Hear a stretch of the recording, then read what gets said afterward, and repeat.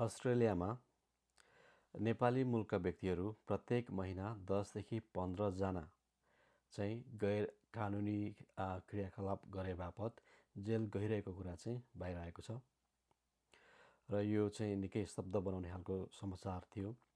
केही दिन अघि न्यू साउथ वेल्स स्थित नेपाली महावाणिज्य दूतावास र नेपालीहरूको एउटा पत्रकार संस्था छ एन्जा भन्ने, त्यस संस्थाले आयोजना गरेको सेफ स्टेप्स प्रोग्राममा दिएको जानकारी हो र यो चाहिँ निकै अलार्मिङ छ। प्रत्येक महिना 10 देखि 15 जना नेपाली जेल गइरहेका छन्।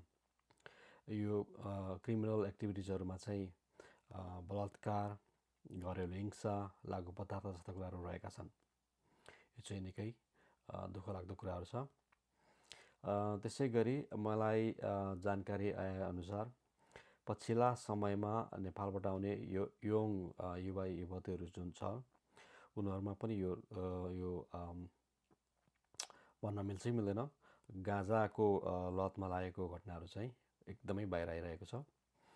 अब मसँग यति उति भनेर डाटा त छैन, तर मलाई चाहिँ यो साथीभाइहरूले र मैले भेटेका कतिपय व्यक्तिहरूबाट यो मलाई जानकारी प्राप्त भएको छ।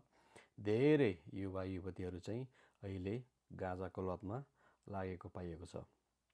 यो चाहिँ निकै अलार्मिङ छ। यसको लागि चाहिँ नेपालमा प्यारेन्ट्सहरू पनि थोरै होस पुर्याउनु पर्ने मैले देखिरहेको छु र त्यही अनुसार मैले यो भिडियो बनाएको हुँ। यो चाहिँ सचेतनाको लागि बनाएको भिडियो हो।